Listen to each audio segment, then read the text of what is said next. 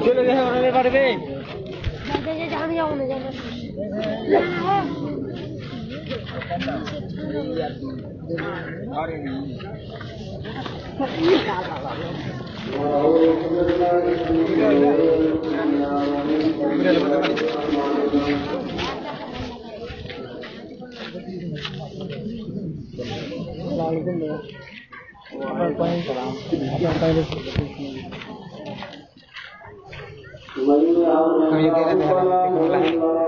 हमारे पाड़ी के लो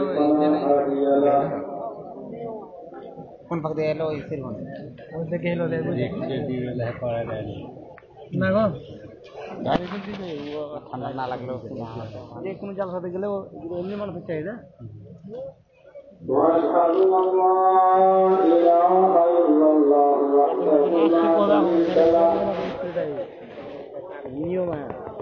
لا شريك له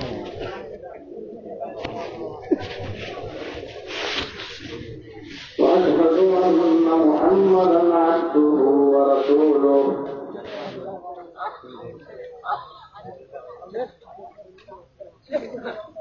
أما بعد فإن خير الحديث كتاب الله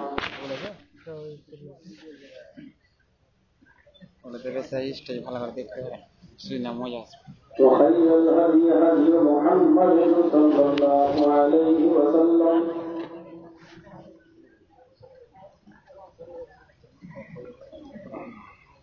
وشر الأمور محدثاتها وكل محدثة بدعة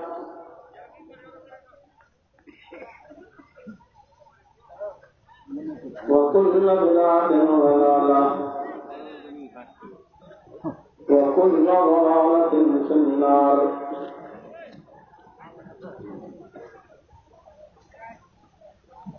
أعوذ بالله من الشيطان الرجيم بسم الله الرحمن الرحيم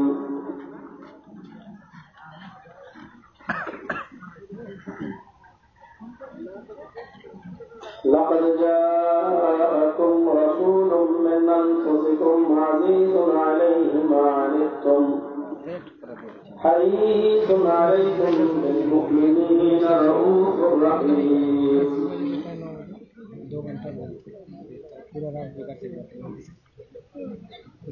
رب اشرح لي صدري ويسر لي أمري واحلل عقدة من لساني يفقهوا قولي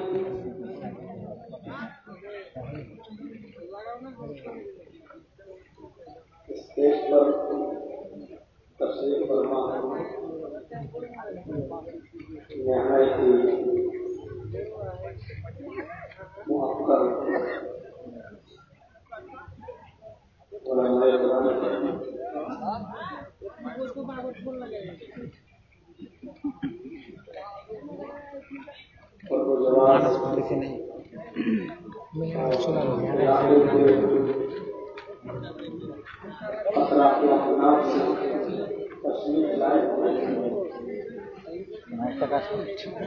داخلي لا شاء الله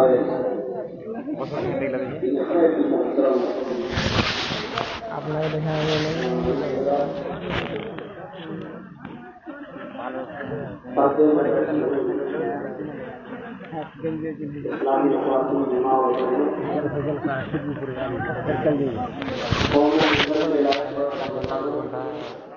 no problem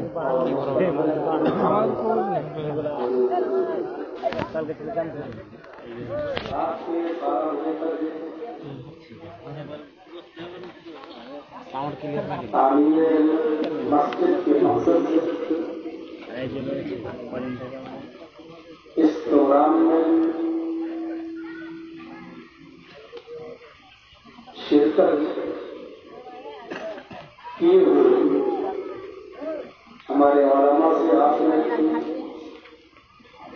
مختلف عناوین پر مختلف علماء سے آپ نے تقریر سماعت فرمائی اور اصول کی اور ضابطے کے مطابق یا عادت کے مطابق مجھے جو امید کی ٹائم ملنے گی 11:30 اور 12 بجے آپ کو ٹائم ملے گا، اسی ٹائم پر مجھے یہاں وقت ملا اور اب آپ مجھے سن رہے ہیں۔ اللہ سے دعا ہے کہنے والوں کو اور سننے والوں کو عمل کی پوری توفیق عطا فرمائے۔ میں نے حکم مقصودہ کی بات جس آیت کو آپ کے سامنے رکھا ہے، میں چاہتا ہوں کہ اس آیت کو پھر آپ کے سامنے پڑھوں، اس کا ایک ترجمہ آپ کے سامنے کروں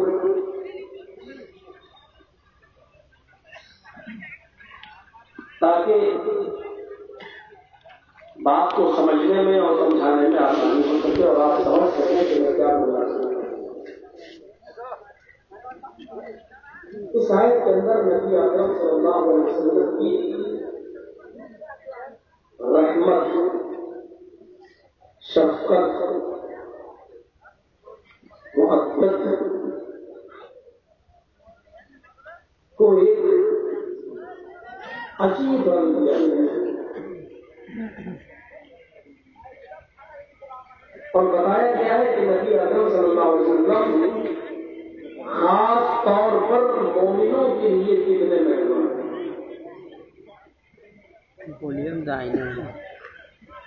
اس آیت کو ذرا ایک بار سنیں تو دوبارہ، لقد جاءکم رسول من انفسکم، لوگوں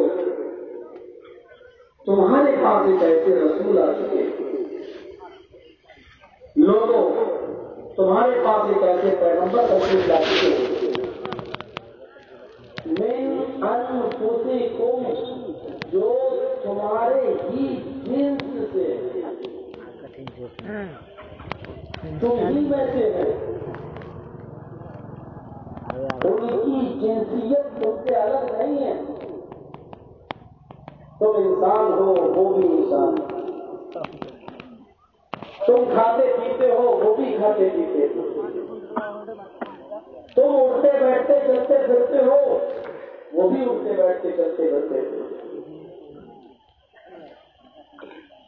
تم شادیاں کرتے ہو انہوں نے بھی شادیاں کی، تمہارے بچے ہیں ان کے بھی بچے ہیں، تمہیں دکھ درد اور تکلیف پہنچتی ہے انہیں بھی دکھ درد اور تکلیف پہنچتی ہے، تمہیں خوشیاں پہنچتی ہیں انہیں بھی خوشیاں پہنچتی ہیں۔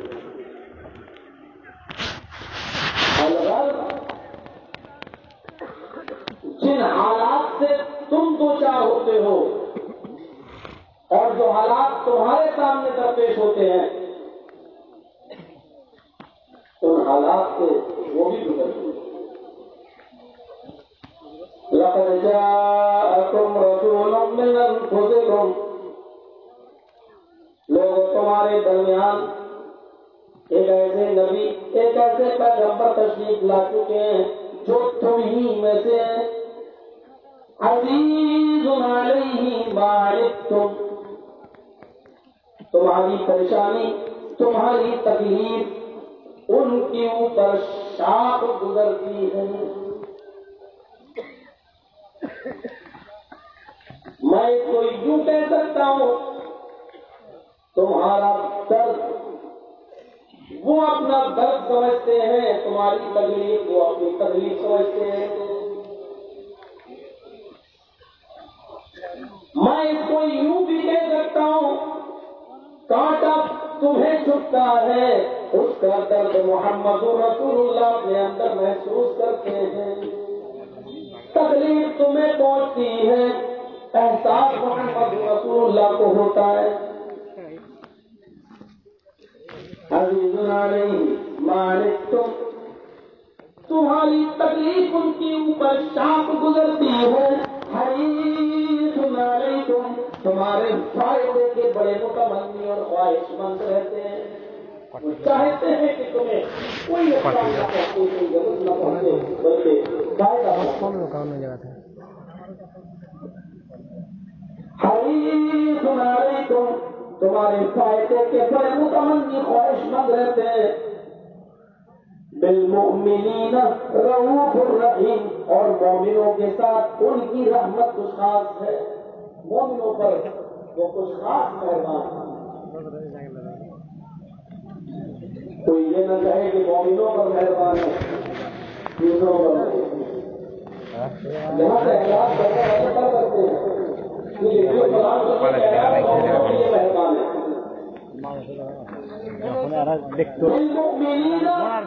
رؤوف الرحیم، مومنوں کے ساتھ ان کی رحمت کچھ خاص ہے. اور یہ عام چیز ہے. میرے پڑوس کا رہنے والا آدمی میرا دوست ہے. اس کے بھی بچے ہیں، میرے بھی بچے ہیں. اچانک میرے پڑوسی کی بیٹی کی طبیعت خراب ہوتی ہے. خبر کانوں میں آتی ہے، میں اٹھ جاتا ہوں. درد مجھے بھی ہے کہ میرا پڑوسی کا بیٹا بیمار ہے. مجھ سے جتنی مدد ہو سکتی ہے کروں گا. کچھ روپیہ پیسہ دے دوں گا. زیادہ سے زیادہ اس کے ساتھ ہاسپٹل تک جا سکتا ہوں. لیکن چونکہ وہ میرے پڑوسی کا بیٹا ہے، اس لیے ہم اس کو اتنا وقت نہیں دے سکتے. درد ہے اس کو، ہمیں بھی تکلیف میں ہم نے 400 500 1000 روپے دے کر اس کی مدد کر دی. لیکن کل میرا بیٹا بیمار ہو گیا. ڈاکٹروں نے ریفر کر دیا، صاحب آپ اپنے گاؤں میں نہیں مالدہ لے جاؤ. نہیں آپ پاکل لے جاؤ، کسی بڑے ہاسپٹل کے اندر اس کو شفٹ کر دو. اب ہم پیسہ بھی خرچ کریں گے، بڑے سے بڑے ہاسپٹل میں بھی لے جائیں گے، بڑے سے بڑے ڈاکٹر کو چیک اپ بھی کرائیں گے. اور اگر میرے بیٹے کو ایڈمٹ کر لیا گیا تو وقت بعد ہوگا، اور ہاسپٹل میں 2 4 8 10 دن بھی ہم لگا دیں گے، کیونکہ وہ ہمارا بیٹا ہے.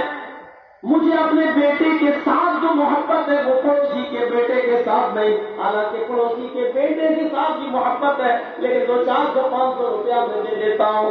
اس لیے ہمیں اپنے بیٹے سے بھی محبت ہے، پڑوسی سے بھی، لیکن بیٹے کے ساتھ ہماری محبت کچھ خاص ہے. اس کے اوپر کچھ عجیب رحمت ہے، کچھ خاص محبت ہے. بس یہی چیز پیش کی جا رہی ہے. محمد رسول اللہ رحمت للعالمین تو ہے.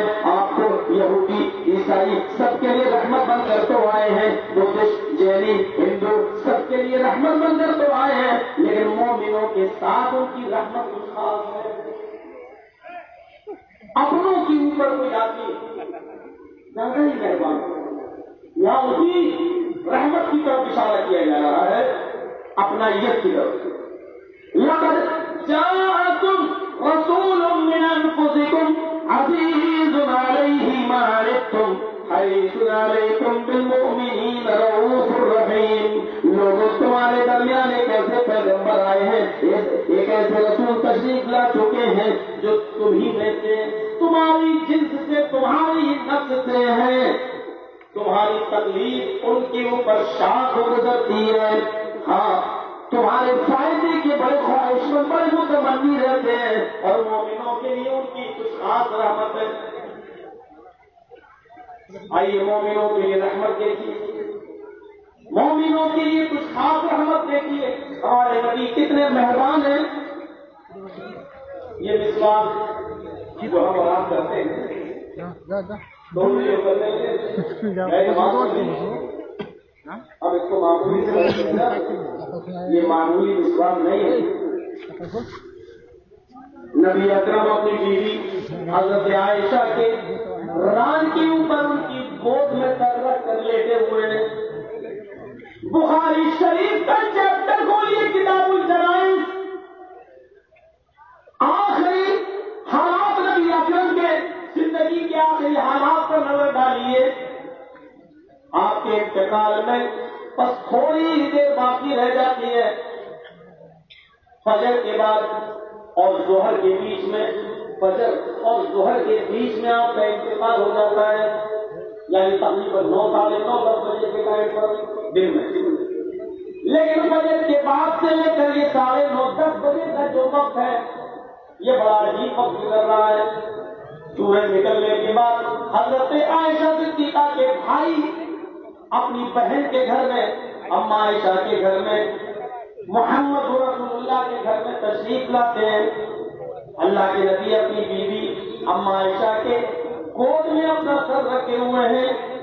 حضرت عبد الرحمن ابن ابی بکر، ابو بکر کے بیٹے عائشہ صدیقہ کے بھائی مسواک کر رہے ہیں. نبی اکرم کی نظر اس مسواک کے اوپر پڑتی ہے، اشارہ کرتے ہیں عائشہ سے، اپنی بیوی سے، یہ مسواک مجھے چاہیے، یہ مسواک مجھے کرنا ہے. آج انتقال کا دن ہے، اللہ کو پیارے ہونے والے آخری وقت میں مسواک کے اوپر نظر پڑ رہی ہے. حضرت عائشہ کو مسواک ان سے لیتی ہے اور دے دیتی ہے اپنے شوہر کو. محمد رسول اللہ کو وہ مسواک دے دی جاتی ہے. نبی اکرم کو مسواک کرنے لگتے ہیں، لیکن نقاہت ہے، کمزوری ہے، اور اس نقاہت و کمزوری کی وجہ سے وہ مسواک بھی آپ کو سخت معلوم ہو رہی ہے، کچھ ہارڈ معلوم ہو رہی ہے. آپ نے اس مسواک کو اپنے بیوی کو دے دیا. عائشہ اشارے سے ذرا اس کو نرم کر دو، اپنے دانتوں سے پوچھ دو. حضرت عائشہ نے اس کو اپنے دانتوں سے اپنے دانت میں دبایا اور اس کو تھوڑا سا نرم کر دیا، کچل دیا، پوچھ دیا، اور اپنی جھوٹی مسواک اپنے نبی کو، اپنے شوہر کو دے دی. اللہ کے رسول نے حضرت عائشہ کی وہ جھوٹی مسواک اپنے منہ میں لی اور مسواک کرنا شروع کر دیے. مسواک کرتے جاتے ہیں، اتنے میں مسواک آپ کے ہاتھ سے چھوٹ جاتی ہے. وہ مسواک آپ کی داڑھی کے اوپر گرتی ہے، رہ جاتی ہے، اور پانی کا بھرا ہوا پیالہ برتن وہی موجود ہے. نبی اکرم پانی کے اس بھرے ہوئے برتن میں اپنے دونوں ہاتھ ڈالتے ہیں، پانی سے اپنے ہاتھوں کو تر کرتے ہیں، اپنے چہرے پر ملتے ہیں، اپنے بدن پر ملتے ہیں، بار بار پانی میں اپنے ہاتھ بھگوتے ہیں اور اپنے جسم پر ملتے جاتے اور کہتے جاتے ان للموت سکرات، ان للموت سکرات، ان للموت سکرات. موت کے لیے بڑی دشواریاں ہیں، موت کے لیے بڑی پریشانیاں ہیں، موت کے لیے بڑی سختیاں ہیں. حضرت فاطمہ گھر میں تشریف لاتی ہے. روزانہ نبی اکرم بستر سے اٹھ جایا کرتے تھے، لیکن آج اتنی طاقت نہیں کہ بستر سے اٹھ سکے. حضرت فاطمہ فرماتے ہیں کہ چیختی ہیں ہوا کر بابا، ہائے میرے ابو کی پریشانی، ہائے میرے ابو کا دکھ، ہائے میرے ابو کا درد. اللہ کے نبی کی زبان میں طاقت آئی، فرمایا بیٹی آج کے بعد تیرے باپ کو کبھی اتنا دکھ نہیں ہوگا، آج کے بعد تیرے باپ کو کبھی اتنی تکلیف نہیں ہوگی. وہ سمجھ گئی کہ آج میرے ابو نے اپنی خبر دے دی کہ میں اس دنیا سے جا رہا ہوں.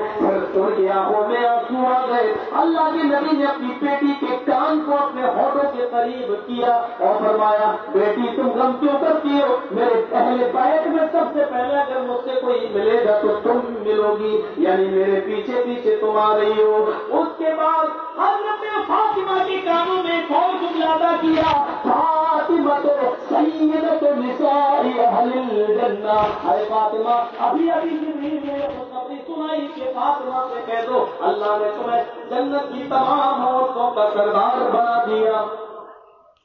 اچانک آنکھیں کھجور کے پتوں سے پی جاتی ہے، کھلی تو کھلی رہ جاتی ہے اور ہلنے لگتے ہیں. اما عائشہ نے ہلتے ہوئے ہاتھوں پر اپنے کان رکھ دیے. آخری جملے جو محمد رسول اللہ کی زبان سے نکل رہے تھے وہ یہ تھے اقیموا الصلاۃ اقیموا الصلاۃ او ما ملکت ایمانکم. لوگوں میں جا رہا ہوں، الوداع، اس کائنات کو میں الوداع کہہ رہا ہوں، اس دنیا کو میں الوداع کہہ رہا ہوں، رخصت ہو رہا ہوں، لیکن لوگوں میرے انتقال کے بعد تم نماز پڑھتے رہنا، نماز قائم کرنا. اقیموا الصلاۃ وما ملکت ایمانکم. لوگوں نماز پڑھتے رہنا اور اپنے سے نیچے ماتحتوں کا، اپنے غلاموں کا، نوکر چاکروں کا خیال رکھنا. ان کی استطاعت اور طاقت سے زیادہ ان سے کام نہ لینا، ان کی طاقت سے زیادہ کام نہ لینا. اپنے غلاموں کا خیال رکھنا، نماز قائم کرنا، غلاموں کا خیال رکھنا. حقوق اللہ سے بھی چھوڑ دیا، حقوق العباد کی بھی وصیت کر دی اور نظر آسمان پر ٹک گئی. اور آخری جملے یہ نکلتے ہیں، اللہم بالرفیق الاعلی، اللہم بالرفیق الاعلی، اللہم بالرفیق الاعلی. اے اللہ رفیق اعلیٰ میں، اے اللہ رفیق اعلیٰ میں، اے اللہ رفیق اعلیٰ میں. میرے بھائیوں، یہ پورا واقعہ آپ کے سامنے رکھا، آنکھیں ٹک گئی، کھجور کے پتوں کی چھت سے جان لگی. حضرت عائشہ سمجھ گئی روح کب سے ان کو اسے برباد کر چکی ہے، دل کی دھڑکنیں بند ہو چکی ہے، ساری کائنات کو روشن کرنے والا سورج غروب ہو چکا ہے، وہ ڈوب چکا ہے. حضرت عائشہ نے جلدی سے آنکھیں بند کر دی. فاطمہ صدیقہ بھی سمجھ گئی کہ میرے ابو اس دنیا میں نہیں رہے، تو جو انہوں نے مرثیہ پڑھا وہ مرثیہ رہی تو مکتوب میں دیکھا جا سکتا ہے. وہاں ابا کر بابا منزل الفردوس بابا وہ کر بابا منا جاور بندہ وہ کر بابا کو منزل الفردوس بابا وہ کر بابا کو. جبریل آئے میرے ابو آپ کیسے اپنے ساتھیوں کو چھوڑ کر الوداع کہہ کے چلے گئے. منا جاور بندہ، اے ابو آپ کو آپ کے رب نے بلایا اور آپ اللہ کو پیارے ہو گئے. آپ کو آپ کے رب نے بلایا اور آپ نے اللہ کی دعوت کو قبول کر لیا. وَكَرْبَا بَتَا مَنْ جَنَّةُ الْفِرْدَوْسِ مَأْوَا. آئے میرے ابو آپ کا ٹھکانہ تو جنت الفردوس ہے، لیکن اب جبریل جس کے اوپر قرآن لے کر آئے گا، اب جبریل جس کے پاس قرآن کی صورتیں اور آیتیں لے کر نازل ہوگا، صاحب قرآن تو اس دنیا میں نہیں رہا. نہیں اے میرے ابو میں جبریل کو منع کر دیتی ہوں، جبریل کو بلاتی ہوں اور کہہ دیتی ہوں کہ قرآن لے کر نہ آنا. اب صاحب قرآن اس دنیا میں نہ رہا. میرے پیارے ساتھیوں، حضرت فاطمہ کے اس مسئلے کو یاد کرو. ساری کائنات کو روشن کرنے والا سورج اس دنیا سے غروب ہو چکا ہے. اور پورا منظر بیان کرنے کے بعد میں یہ بتانا چاہتا ہوں کہ مسواک آخری وقت میں بھی جناب محمد رسول اللہ کر رہے ہیں. اے اللہ کے پاس جانا ہے، کم سے کم مسواک کرو، منہ کی بدبو سے تو پاک و صاف ہو جاؤ، منہ کی صفائی سے تو پاک و صاف ہو جاؤ. آپ نے منہ میں مسواک کی اتنی اہمیت کی حامل ہے یہ چیز، لیکن رخصت ہوتے ہوتے بھی آپ نے مسواک کو اپنی امت کے اوپر فرض نہیں کیا. صرف اتنا فرما کر گئے، لولا انا شق علی امتی لامرتهم بالسواک. اگر میری امت پر مشکل نہ ہوتا، میری امت پر دشوار نہ ہوتا، ہر نماز سے پہلے مسواک کرنا تو میں اس کے اوپر فرض کر دیتا. کیوں؟ کیونکہ میری امت پر دشوار ہے، میری امت پر مشکل ہے. ہر نماز سے پہلے وہ مسواک کہاں دلائیں گے؟ گاؤں میں دیہاتوں میں مل جائے گی، لیکن شہروں میں کہاں جائیں گے، کہاں دوڑیں گے؟ فرمایا اگر میری امت پر مشکل نہ ہوتا تو میں حکم دیتا، اور نبی کا حکم فرض پر دلالت کرتا ہے، یعنی میں فرض کر دیتا کہ وہ نماز سے پہلے مسواک کریں. لیکن نہیں، یہ نبی کی رحمت ہے امت کے اوپر، یہ نبی اکرم کی رحمت ہے مومنوں کے لیے. خاص کہ آپ اتنی اہمیت کی حامل چیز مسواک کو انتقال کے وقت بھی نہیں چھوڑ رہے ہو، لیکن اپنی امت کے اوپر فرض نہیں کر رہے ہیں. یہ نبی اکرم کی رحمت ہے اس امت کے لوگوں پر، امت محمدیہ پر، اپنی امت پر. یہ اس کو لکھا ہے فتح الباری کے اندر حافظ احمد ابن حجر العسقلانی رحمۃ اللہ علیہ نے کہ مسواک کا فرض نہ کرنا یہ نبی کی شفقت، یہ نبی کی رحمت پر دلالت کرتا ہے. کہ یہ نبی کی رحمت ہے امت کی. وہاں پہ جو آپ کے سامنے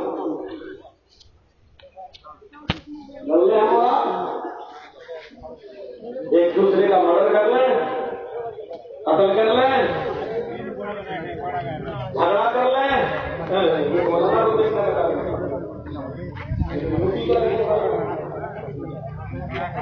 نبی کس امت کے لیے کتنے مہربان.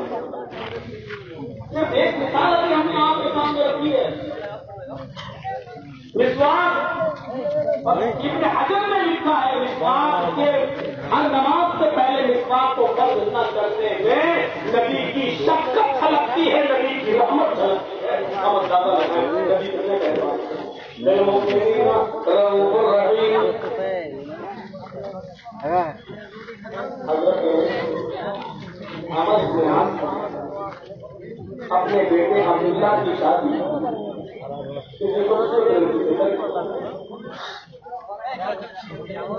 4 مہینے بعد گزر گئے. حضرت عمر بار بار دیکھ رہے ہیں میری کو شادی سے جس دن سے شادی ہوئی اس دن سے نئے کپڑے نہیں پہن رہی ہے، ہاتھوں میں مہندی نہیں لگا رہی ہے، گھر میں نئی نویلی بیوی کو جس طرح میک اپ کر کے رہنا چاہیے اپنے شوہر کے لیے وہ اس طرح بن نہیں رہی ہے. معاملہ تو نہیں ڈالنا کالا تو نہیں ہے. 4 مہینے کے بعد حضرت عمر نے اپنی بہو سے پوچھا، عبداللہ کی بیوی سے پوچھا، بہو لاؤ جی کہیے سسر کی عزت سر پہ دوپٹہ اوپٹہ اوڑھنی گھر سے آئی جی کہیے کب بیٹھو بیٹھ گئی کہیے کیا بات ہے. حضرت عمر اس سے پوچھتے کئی کا وجب کی بعلت تم نے اپنے شوہر کو کیسا پایا. دیکھ رہے ہیں آپ کلاس بیٹے کی کلاس بعد میں لیں گے، پہلے بہو سے پوچھیں آخر بات کیا ہے. تم نئی نویلی بیوی ہو، شوہر کے سامنے میک اپ نہیں کر رہی ہو، گھر کے اندر تو کم سے کم بن ٹھن کر رہو. اپنے شوہر کے لیے تو ہر عورت کو بننے کا حکم ہے، بن سکتی ہے، میک اپ کر سکتی ہے. تو پوچھا کئی وجب کے بعلت تو نے اپنے شوہر کو کیسا پایا.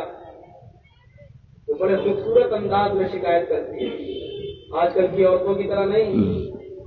یا شادی کے بعد اگر پہلی رات میں آدمی اگر اپنی عورت کام ادا نہ کر پائے تو دوسرے ہی دن ڈھونگا پھر لیتی ہے، وہ تو ہے نہیں کچھ. میں تو نہیں رہوں گی اس کے بعد. یہاں 4 مہینے گزر گئے، باپ کو خود فکر ہوئی سسر کو. کیا بات ہے، بہو کو بلایا بیٹھو، بیٹھ گئی. کئی پا وجب سے بالک اپنے شوہر کو تم نے کیسا پایا. تو انہوں نے جس انداز میں جواب دیا وہ دیکھیے. اچھا وہ میرے ہسبینڈ جی شوہر، ہاں ماشاء اللہ وہ تو بہت اچھے آدمی ہیں. دیکھیے اچھا بہت اچھے ہیں. باپ کے دل کو خوشی ہوئی، چلو میرے بیٹے کی تعریف کر رہی ہے، کوئی پریشانی نہیں ہے. وہ تو بہت اچھے ہیں. اچھا کوئی پریشانی تو نہیں ہے؟ نہیں کوئی پریشانی نہیں. مطلب تمہارا حق وغیرہ ادا ہو رہا ہے نا صحیح سے؟ کیسا حق؟ بستر تو وہ جانتے ہی نہیں. بڑے اچھے ہیں، بہت نیک ہیں، بہت شریف ہیں، بستر تو وہ جانتے ہی نہیں ہیں. رات ہوتی ہے کمرے میں مصلی بچھا کر نفل نماز پڑھنا شروع کر دیتے ہیں. فجر سے پہلے سحری کر لیتے ہیں، دن بھر روزہ رکھتے ہیں. دن میں روزہ رکھنا اور رات میں نماز پڑھنا ان کی عادت ہے. وہ تو بستر جانتے ہی نہیں ہے کہ کیسا ہے. میں میک اپ کروں تو کس کے لیے کروں؟ ماشاءاللہ وہ بہت نیک ہے. تعریف بھی ہو گئی اور تعریف کے اندر بہت ہی خوبصورت انداز میں ایک شکایت بھی ہو گئی. وہ بستر جانتے ہی نہیں. حضرت عمر بن عاص نے کہا اچھا بستر جانتا ہی نہیں تو شادی کیا میں نے گنجلا بجانے کے لیے ڈنڈا اٹھایا، البدایہ والنہایہ دیکھیے حافظ ابن کثیر کی. اٹھایا ڈنڈا اور کہا عبداللہ. عبداللہ سمجھ گئے اپنے میرے باپ نے بول رہے ہیں، وہ گھر سے بھاگے. عبداللہ بھاگے، ہمارے پیاس ان کے پیچھے پیچھے بھاگے، بھاگتا تھا. اور وہ سیدھے گھر سے بھاگے، مسجد نبوی کے اندر گھسے. اللہ کے رسول مجھے بچائیے. کیا ہوا؟ بچائیے، میرے پاس ڈنڈا لے کے دوڑ رہا ہے، بچائیے. اور وہ اللہ کے رسول کے پیٹ کے پیچھے آگے چھپ گئے. اللہ کے رسول نے کہا ہے عمر رکو، بیٹا بالغ ہو چکا ہے، جوان بیٹا ہے، تم ڈنڈا لے کے اس کے پیچھے پیچھے دوڑ رہے. تو اللہ کے رسول جوان بیٹا ہے تو کیا ہوا؟ غلطی کرے گا تو ماروں گا نہیں. کیا غلطی کی مجھے بتاؤ. تو اللہ کے رسول میں نے 4 مہینہ پہلے اس کی شادی کرائی. یہ بستر جانتا ہی نہیں کس کو کہتے. کیا بات ہے؟ ہاں اس کی بیوی نے مجھے بتایا عشاء کی نماز اذان ہوتی ہے، مصلی بچھا کے نماز پڑھنا شروع کر دیتے ہیں، دن میں روزہ رکھ لیتے ہیں. وہ تو جانتے ہی نہیں بستر کسے کہتے ہیں. کہا کیوں بھائی؟ کہا اللہ کے نبی ہاں مجھے بہت خوف ہے جہنم کا عذاب کا، میں چاہتا ہوں کہ میری رات اللہ کی عبادت میں گزرے، روزے کی حالت میں گزرے، جب موت آئے دن میں موت آئے تو روزے کی حالت میں آئے، رات میں موت آئے تو سجدے کی حالت میں آئے، میں یہ سوچتا ہوں۔ اللہ کے نبی نے اب دیکھیے رحمت نبی کی، نبی اکرم فرماتے ہیں اے عبداللہ یہ دین نہیں ہے، جس کو تم اسلام سمجھ کر رہے ہو یہ اسلام نہیں ہے، تمہارے اوپر تمہاری آنکھ کا بھی حق ہے، رات بھر نماز پڑھتے رہتے ہو، تم سوتے کب ہو؟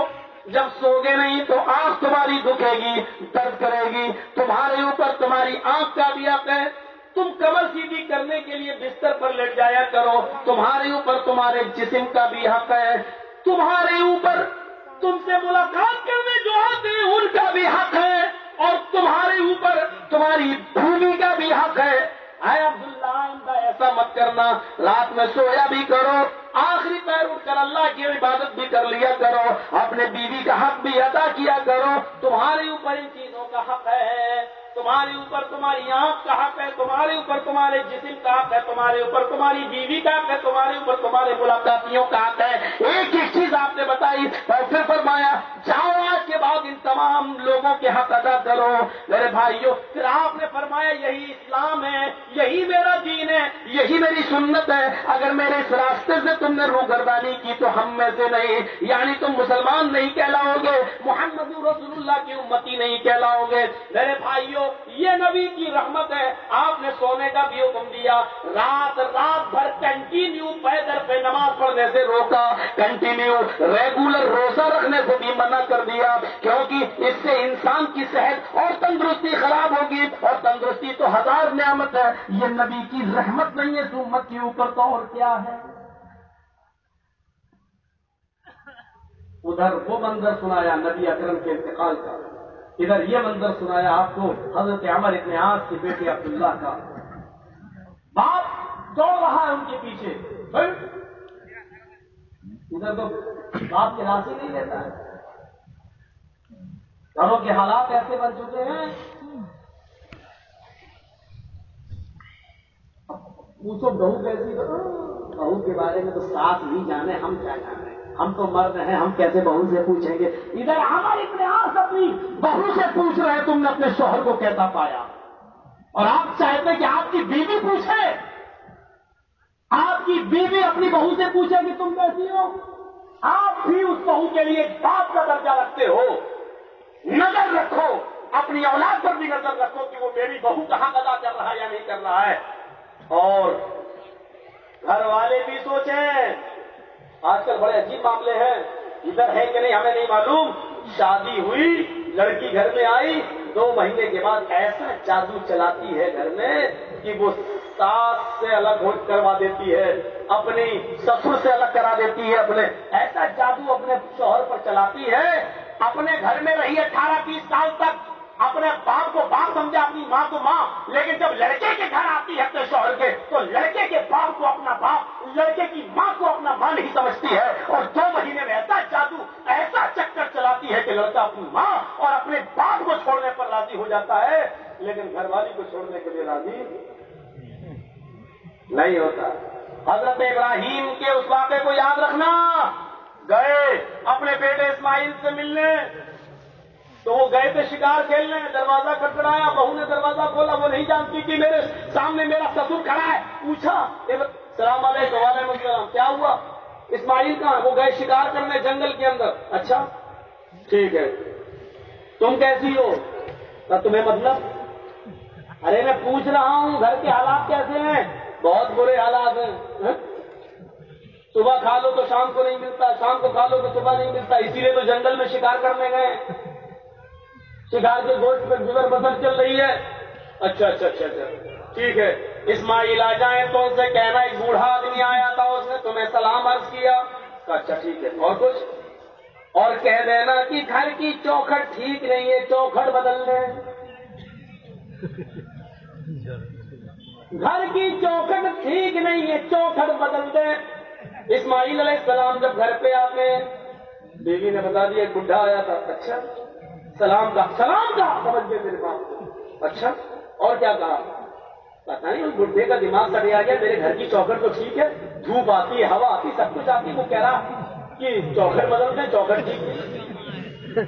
حضرت اسماعیل نے کہا میری بیوی، وہ بڈھا میرا باپ تھا اور چوکھٹ تم ہو، چوکھٹ میں ہوں، ضرور تم نے ناشکری کی ہوگی میرے باپ کے سامنے، اس لیے انہوں نے کہا کہ جب تمہارے شوہر گھر پہ آ جائے تو کہہ دینا کہ چوکھٹ ٹھیک نہیں ہے، چوکھٹ بدلنا ہے۔ آئے میری بیوی، میں اپنے باپ کا اشارہ سمجھ گیا ہوں، انہوں نے یہ کہا کہ نافرمان بیوی کے ساتھ، ناشکر بیوی کے ساتھ اگر تم رہو گے تو وہ تمہیں بھی عبادت نہیں کرنے دے گی، تمہیں بھی نیک راستے پہ نہیں چلنے دے گی، تمہاری زندگیوں میں بھی کانٹے بچھا دے گی۔ میرے باپ نے چوکھٹ بدلنے کا حکم دیا نہیں، تمہیں طلاق دینے کا حکم دیا ہے، میں اپنے باپ کا حکم بالکل نہیں ٹال سکتا، میں تمہیں طلاق دیتا ہوں۔ اتنی سی بات پر صبح کھا لو تو شام کو نہیں ملتا، شام کو کھا لو تو صبح نہیں، بہت برے حالات گزر رہے۔ اتنی سی بات پر ابراہیم نے کہا چوکھٹ بدل دو۔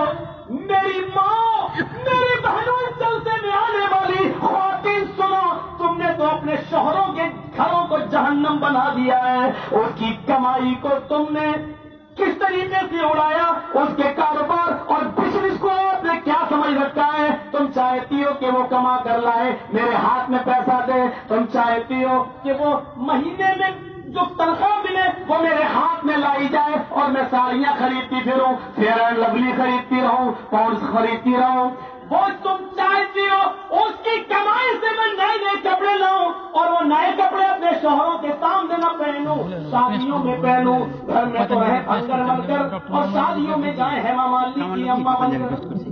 تم یہ تصور کرتی ہو؟ سنو اور غور کرو، اتنی سی بات پر ابراہیم علیہ السلام نے چوکھٹ بدل دینے کا حکم دیا۔ آج ہماری بہنیں سوچیں، آج ہماری مائیں سوچیں، اور کتنی عورتیں ایسی ہیں کہ جن کی چوکھٹ کو برقرار رکھا جائے؟ کوئی عورت بچے گی؟ اگر اتنی سی ناشکری پر اب طلاق بھی دے دی جائے تو بتاؤ کتنی عورتوں کے گھر بچیں گے؟ میں تو سمجھتا ہوں مولوی جگن کی بیوی بھی نہیں بچے گی۔ اتنی سی بات پر لیکن ابراہیم علیہ السلام نے کہا چوکھٹ بدل دو، انہوں نے بدل دی تھی، اب دوسری آ گئی، شادی کر لی، بتا دیا شکر گزار بن کے رہنا۔ ایک دن پھر گئے، دروازہ کھٹکھٹایا، کہا اسماعیل کہاں؟ وہ تو شکار کرنے گئے، آپ کون؟ کہا گھر کا گزر بسر کیسا چل رہا؟ کہ الحمدللہ بہت اچھا، ٹھیک، ماشاءاللہ، اللہ جس حال میں رکھا ٹھیک۔ سمجھ گئے کہ یہ صحیح ہے۔ دوسری والی کہا کہ وہ جب آ جائیں تو ان سے کہنا ایک بوڑھا آدمی آیا تھا، اس نے تمہیں سلام کہا ہے۔ اچھا، اور کچھ؟ اور یہ بھی کہہ دینا کہ یہ چوکھٹ بالکل ٹھیک ہے، چوکھٹ کو صحیح رکھنا، چوکھٹ برقرار رکھنا۔ میرے بھائیوں، اپنی ماں اور بہنوں، ان کو میں بتانا چاہتا ہوں کہ سنو، شکر گزار بننے کی کوشش کرو۔ اللہ کے نبی فرماتے ہیں، میں جب جنت و جہنم مجھے دکھائی گئی اور جب میں نے جہنم میں دیکھا تو میں نے جہنم میں سب سے زیادہ میں نے عورتوں کو جلتے ہوئے عورتوں کو جہنم کے اندر دیکھا۔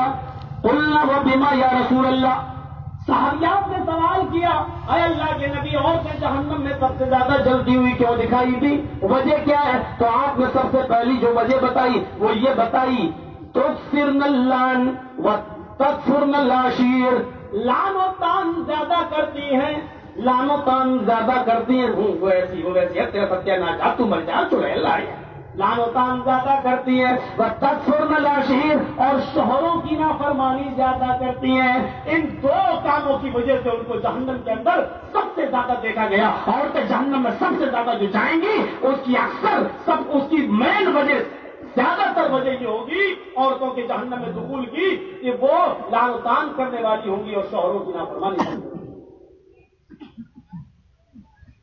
نبی کی رحمت دیکھنا ہے تو آئیے میں آپ کو یہاں پر دکھاؤں، تین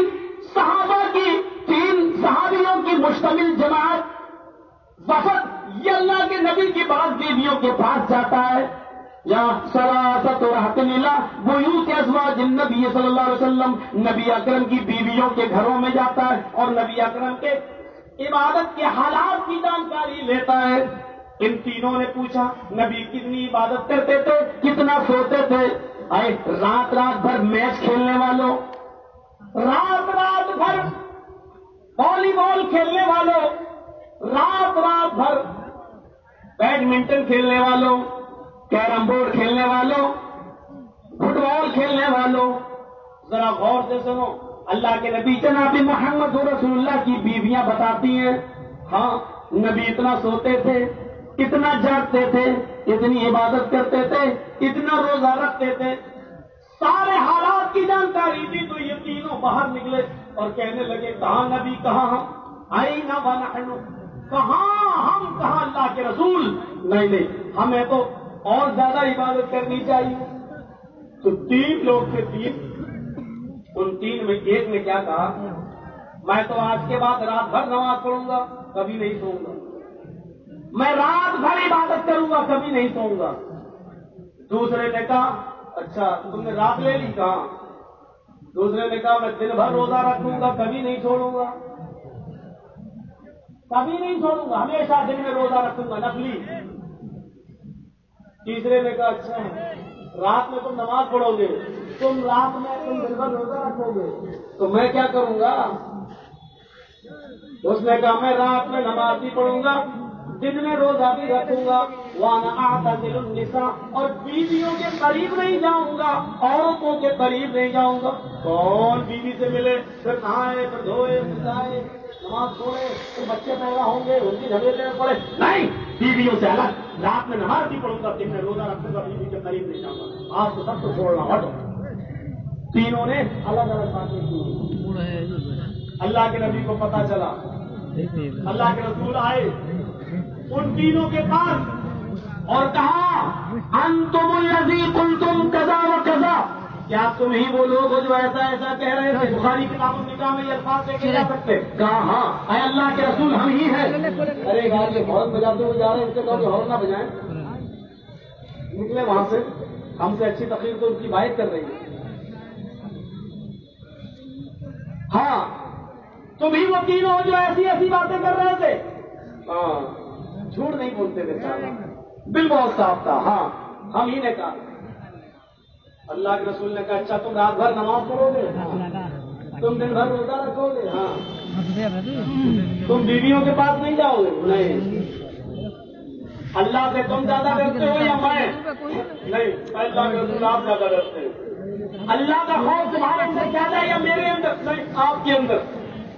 میں اللہ سے سب سے زیادہ ڈرتا ہوں, اللہ کا خوف مجھے سب سے زیادہ ہے.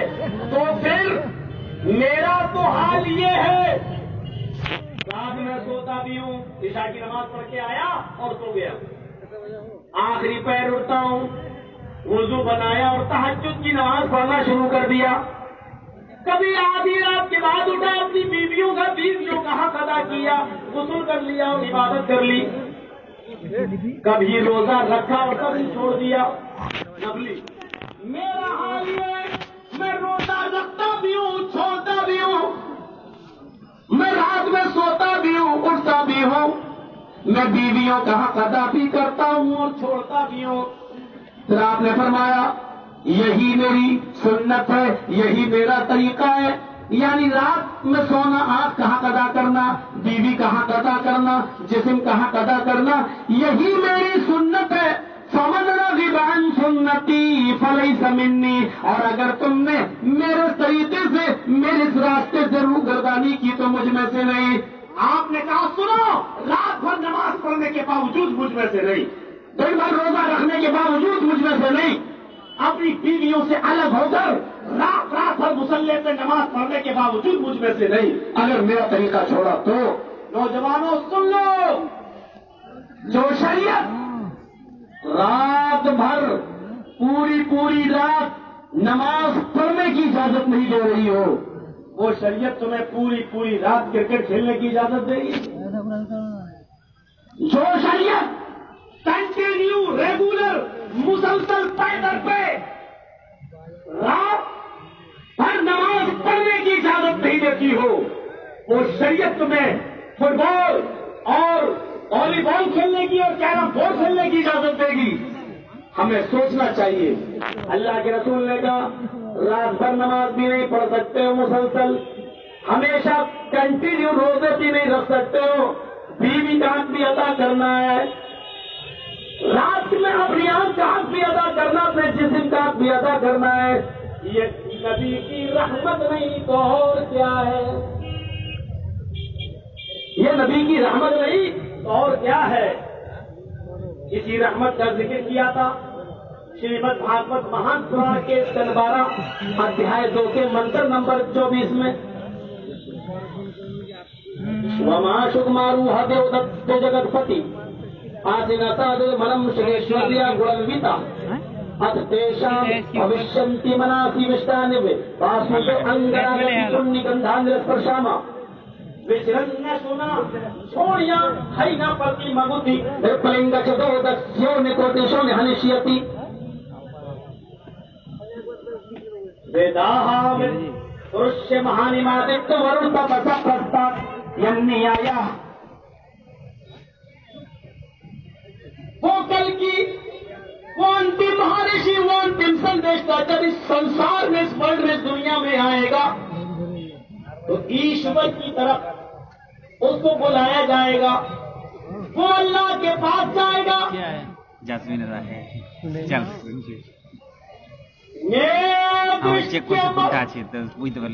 اللہ کو وہ دیکھے گا نہیں, اللہ کو دیکھے گا نہیں. حضرت عائشہ بھی یہی فرماتی ہیں, معراج ہوئی, اللہ کے نبی اللہ سفر پہ گئے, معراج ہوئی, جنت دیکھی, جہنم دیکھی, سدرۃ المنتہا تک جبرائیل نے ساتھ دیا, اس کے بعد چھوڑ دیا. اللہ کے نبی آگے بڑھے, بہت قریب چلے گئے, اللہ سے باتیں بھی کی, کلام بھی کیا, لیکن اللہ کو دیکھا نہیں. اگر کوئی یہ کہتا ہے اللہ کے نبی نے اللہ کو دیکھا تو وہ جھوٹا ہے. گھوڑے پر بیٹھے گا, سگمارو دیو دکتے جگت پتی, وہ گھوڑا وہ براق بجلی سے بھی زیادہ تیز رفتار سے چلے گی. دیودت اللہ کی طرف سے وہ گھوڑا وہ براق ملے گا. جگت پتی پورے دنیا کے محافظ کو, پوری دنیا کے مالک کو وہ گھوڑا دیا جائے گا. ویدا حامد پرش مہانی مادد ورستا برسا پرستا ینی آیا. اور فون کے مہارشی جب آسمان سے آئے گا, آکاش سے آئے گا, اللہ کے پاس سے آئے گا, تو دنیا میں آنے کے بعد, اس دنیا میں آنے کے بعد وہ لوگوں کو سورگ کا, جنت کا راستہ بتانے والا ہوگا. وہ ایسے کام بتائے گا جس سے انسان جنت کے راستے پر, سورگ پیراڈائز کے راستے پر چلنا شروع کر دے گا. یعنی جنت والے کام بتائے گا. کیا اللہ کے نبی نے اس دنیا میں آنے کی بات جنت والے کام نہیں بتائے؟ کیا آپ نے ایسے عمل نہیں بتائے کہ جن کو کر کے انسان جنت میں چلا جائے؟ فرمایا من قال لا الہ الا اللہ دخل الجنہ, جو لا الہ الا اللہ کہا, جس نے لا الہ الا اللہ کہا وہ جنت کے اندر داخل ہوگا. بغیر کلمے کے کوئی آدمی جنت میں داخل نہیں ہوگا. اگر آپ کو انٹری چاہیے جنت کے اندر تو پہلے سرٹیفکیٹ لیجئے. جیسے ایڈمیشن کرایا جاتا نا اسکول میں, اگر آپ کو مدرسے میں یا اسکول میں پڑھنا تو پہلے ایڈمیشن لو. ایڈمیشن کے بعد میں کیا پڑھایا جائے گا وہ بعد میں, پہلے ایڈمیشن کرو. یہ اسلام کے اندر انٹری ہے. ایڈمیشن کریے آپ, اور ایڈمیشن کب ہوگا؟ جب آپ کلمہ پڑھ لیں گے لا الہ الا اللہ. یہ جنت کا پہلا دروازہ ہے, پہلی سیڑھی ہے. جس نے لا الہ الا اللہ کہا وہ جنت کے اندر داخل ہوگا. لیکن صرف لا الہ الا اللہ کہہ دیا جنت میں, ایسے تو مہاتما گاندھی بھی کہتا تھا لا الہ الا اللہ, جنت میں چلا جائے گا. آج بھی بہت سے لوگ فلمی دنیا میں فلمیں بناتے ہیں, اور جب ان کو گولی ماری جاتی ہے تو لا الہ الا اللہ, تو وہ جنت میں جائیں گے. پڑھ رہے ہیں وہ من قال لا الہ الا اللہ دخل الجنہ, جس نے لا الہ الا اللہ کا وہ جنت میں جائے گا. جو اللہ سے حال میں ملا, من رضی اللہ لا یشرک باللہ شیئا دخل الجنہ, جو اللہ سے حال میں ملا, ملاقات کیا کہ وہ کسی کو اللہ کے ساتھ شریک نہیں کرتا تھا, وہ جنت کے اندر جائے گا. یہ جنت میں جانے کے راستے بتا رہے ہیں اللہ کے نبی. من کان آخر کلامہ لا الہ الا اللہ دخل الجنہ. جس کا آخری جملہ لا الہ الا اللہ نکلا اور وہ مر گیا، آخری وقت میں لا الہ الا اللہ اس کی زبان سے نکلا اور وہ مر گیا، تو یہ جنت کے اندر داخل ہوگا. لیکن شرط وہی ہے وہ اللہ کے ساتھ کسی کو شریک نہ کرتا ہو. ہاں اگر اور اس سے گناہ ہوئے ہیں تو پہلے وہ اپنے گناہوں کی سزا پائے گا جہنم کے اندر، لیکن چونکہ شرک نہیں کرتا تھا اس لیے وہ جہنم سے نکال کر پھر جنت کے اندر داخل کر دیا جائے گا. لیکن اگر کسی کا انتقال اس حال میں ہوا کہ وہ کسی کو شریک کرتا تھا، اللہ سے شرک کی حالت میں ملا، تو پھر اللہ اس کو کبھی معاف نہیں کرے گا. یہ جنت میں جانے کے راستے بتائے.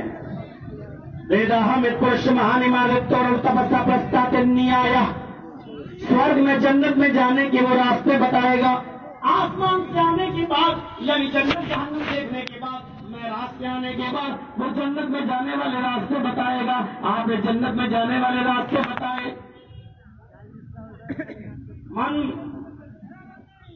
کان منکم یتوضؤ فیحسن الوضوء. جس نے تم میں سے جس نے وضو بنایا اور اچھی طریقے سے وضو بنایا، سنیے، جس نے وضو بنایا اور اچھی طریقے سے وضو بنایا. اچھی طریقے سے جانتے ہو نا، یہ دائیں ہاتھ کی انگلیاں بائیں ہاتھ میں، بائیں ہاتھ کی انگلیاں دائیں ہاتھ میں، یہ سب پھر کلا کرنا، ناک میں پانی ڈالنا اور خوب اندر کھینچنا، لیکن روزے کی حالت میں نہیں، اس کو جھاڑنا، ایک ایک عضو تک اچھی طریقے سے وضو کرنا. بہت سے لوگوں کو میں نے ایسے نہیں دیکھا وضو کرتے ہوئے بیٹھ گئے مسجد میں، یہ کون سی رکعت چل رہی ہے؟ 2 ہو گئی، تیسری چل رہی ہے، جلدی جلدی مارا دیکھو اللہ کھڑے ہو گئے. کون سا حصہ دھلا کون سا نہیں وہ اللہ بہتر جانے. 2 رکعت ہوگا، تیسری اور مارا جلدی سے پہنچ جائے. جس نے وضو بنایا، ما منکم من احد یتوضا، جس نے تم لوگوں میں سے کسی نے وضو بنایا اور اچھا وضو بنایا، ایک ایک عضو کو اچھی طریقے سے دھلا، ثم قال، اور اس کے بعد میں اس نے یہ دعا پڑھی، اشہد ان لا الہ الا اللہ واشہد ان محمدا عبدہ ورسولہ. بس مسلم شریف کے اندر اتنی دعا آئی ہے. ترمذی وغیرہ کے اندر دوسرے الفاظ آئے ہوئے ہیں، اللہم اجعلنی من التوابین واجعلنی من المتطہرین، لیکن مسلم شریف کی حدیث بتا رہا ہوں آپ کو، مسلم میں اتنی دعا آئی ہے. اور پھر جس نے یہ دعا پڑھی، اشہد ان لا الہ الا اللہ واشہد ان محمدا عبدہ ورسولہ، جس نے یہ دعا پڑھی، وضو بنایا، اچھی طرح وضو بنایا اور وضو کے بعد یہ دعا پڑھ لی، اللہ کے نبی فرماتے ہیں کہ اللہ فتحت له ابواب السماء، ابواب الجنت الثمانیہ، ایسے شخص کے لیے جنت کے 8 دروازے کھول دیے جاتے ہیں. 8 دروازے جنت کے کھول دیے جاتے ہیں. یہ وضو بنا کر یہ دعا پڑھنا جنت کے دروازوں کو کھول رہا ہے. وہ جنت کے راستے بتائے گا، جنت میں چلنے والے کام بتائے گا. یہ جنت میں چلنے کے راستے ہیں، جنت میں جانے کا راستہ بتایا جا رہا ہے. فرمایا بخاری شریف کی حدیث اٹھاؤ، اذا قال المؤذن اللہ اکبر اللہ اکبر فقولوا اللہ اکبر اللہ اکبر.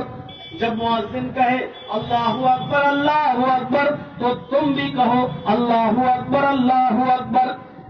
جب مؤذن کہے اشہد ان لا الہ الا اللہ فقولوا اشہد ان لا الہ الا اللہ تو تم بھی کہو اشہد ان لا الہ الا اللہ. جب مؤذن کہے اشہد ان محمد رسول اللہ تو تم بھی کہو اشہد ان محمد رسول اللہ. جب مؤذن کہے حی علی الصلاۃ تو تم کہو لا حول ولا قوۃ الا باللہ. جب مؤذن کہے حی علی الفلاح تو تم کہو لا حول ولا قوۃ الا باللہ. جب مؤذن کہے اللہ اکبر تو تم بھی کہو اللہ اکبر. جب مؤذن کہے لا الہ الا اللہ تو تم بھی کہو لا الہ الا اللہ.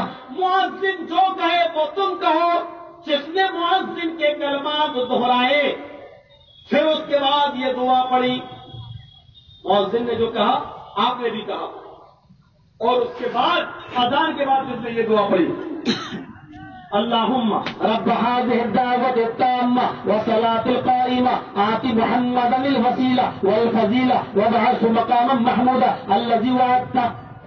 जिसने उसके बाद ये दुआ पढ़ी, हुल्लत लहू शिफ़ाती यौमल क़ियामा, क़यामत के दिन उस आदमी के लिए मेरी शिफाअत हलाल कर दी जाएगी। वो जहन्नम के दरवाजे पर खड़ा होगा, फिर भी मैं उसके लिए शिफाअत करूंगा और अल्लाह मेरे लिए उसकी शिफाअत हलाल कर देगा, और मेरी शिफाअत के बाद इंशाअल्लाह वो जन्नत के अंदर दाखिल हो जाएगा। मेरे साथियों, ये जन्नत में जाने का रास्ता बतला रहे हैं अल्लाह। फ्री में जन्नत मिल रही है, या टिकट खरीद कर जहन्नम खरीद रहे हैं, पैसा खर्च कर करके जहन्नम खरीद रहे हैं, जन्नत फ्री में मिल रही है। लेकिन इतना मौका कहाँ है? यहाँ कैरम बोर्ड खेल रहे हैं, अज़ान की आवाज आ रही, अल्लाह पहले ये गेम पूरा हो गया तब जाऊंगा, मैं चाह रहा, आखिरी ओवर रह गया, ठीक है ये हो जाए, फिर अरे कज़ा पढ़ लेंगे बाद में। ये अल्फाज हम नहीं दोहरा पा रहे, नहीं अदा कर पा रहे हैं।